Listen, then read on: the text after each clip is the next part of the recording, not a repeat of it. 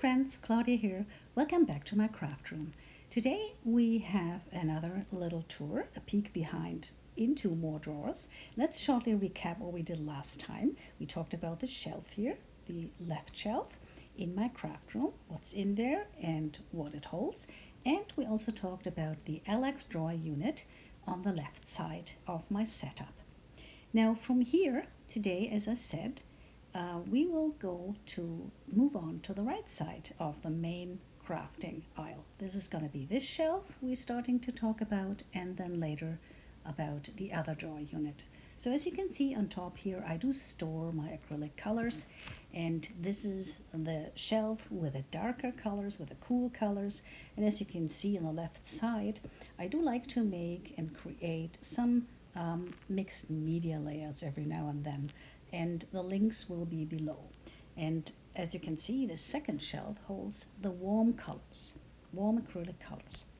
And moving on to the third one, we're talking about liquid watercolors. Now, to be honest, I haven't used them in a while, but as you can see, there are all kinds of brands. We got Pinkfresh, we got Art, and we got even Distress Oxide by Tim Holtz, and some aqua pigment watercolors by Brutus Monroe. And this little guy here, I'm even not sure. I think it's called Pixie Powder Cosmic Shimmer. I think it's a pinkish kind of thing. I've stored it there too because, it's kind of a spray bottle, and I like to have all these bottles in one place. I have to use it. Next up, we have sequins, brads, and clips. This is more of a nostalgic little aisle, I have to say. It's more about, just getting to store those things. And here we got sequins and the eyelets, and to the left you can see a layout I did with those. And I'm not using them too often, but it's just eye candy. Moving on to the last one, before we go to the drawers, is a little shelf here with utensils I don't use very often, like a toothbrush, for mixed media, or gel pens, or all kinds of things. Then here we have sequins in a little container. I'm not sure whether they even sell these containers, but I love them. And here is also mixed stuff, more for wintry layouts, little snowballs and crystals. And here is my little wax kit. So we have the wax seal stamp with different hats, and here, for example, this is the one where I store my wax seals ready to go on the layouts. This little container here holds book rings in all colors for mini albums, some mini frog clips too, which I use for them, and there is a bigger jar with office clips. And there are different kind of clips in there, also a few frog clips, as I can see. But here it's all a little entangled, as you can see. Bigger clips, like you can see a cat, a butterfly, and well, I have to see what I do with them at some stage. Back they go.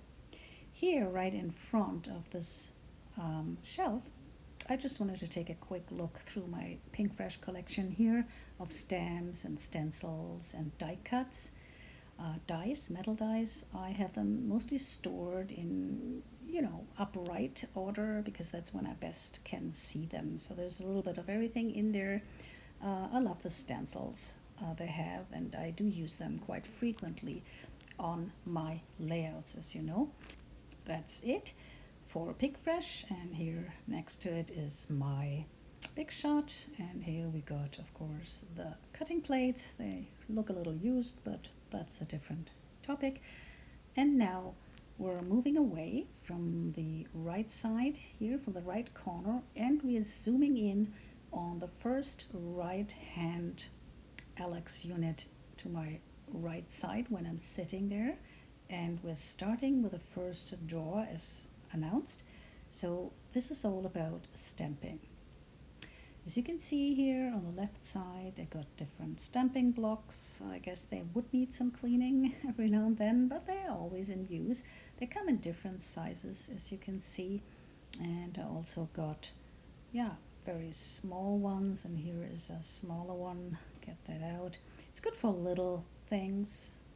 And so, I think the things I store here to my right hand when I'm sitting are the ones that I'm using quite frequently, like for example these ink pads, especially the ink pads, the black ones, which we are going to see here by scrapbook.com. Altenew is my favorite black ink, Stazon for photos, and then also archival ink in dark blue. Then I got the scrapbook.com here in gold metallic shimmer. This is a really nice one, and another stamp block in an awkward size.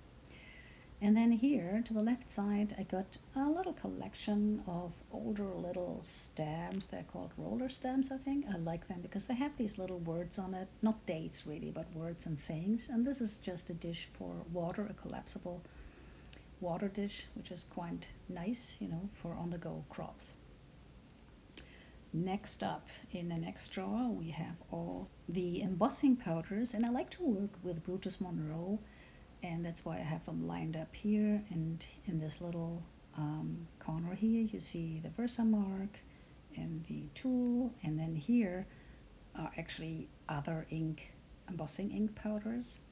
And I have them swatched like this because that way I look at them from above usually, and I still need to swatch a few more. As you can see, they're not all done. These came in recently. I bought them, so I haven't gotten around to swatching them, but it's certainly a good way. It works for me because I see at one glance about all the colors. Next up, we got a drawer with thickers. Now the thickers collection, yes, I hate to say it, it's always growing and growing, although I do my best to get rid of them, so to say, or smuggle them into my layouts. Or recently I've tried it on a card. So here are used ones and a few new ones, never touched. And then here to the left side, you can see those come in boxes. And what I do, the way I store them is I cut them in half, these longer sheets, because I find them very awkward. And then they have a different size so that they fit into my drawer. I had to think of something, because all these drawers, you have to use them in a way that works for you. So here they're all, organized by color. This is the first one, and the second one contains mainly Pink Fresh alphabet stickers and mini alphas and such. And, as you probably remember, I do use them quite frequently on my layouts too. Next up, clear stamps. That's another topic. A clear stamp drawer is certainly filled to the brim. And I'm not saying that I'm using them all. Here I actually see Tim Holtz. I store them either by brand or by topic. So I have a few by Tim Holtz. So I thought this deserves an extra kind of box.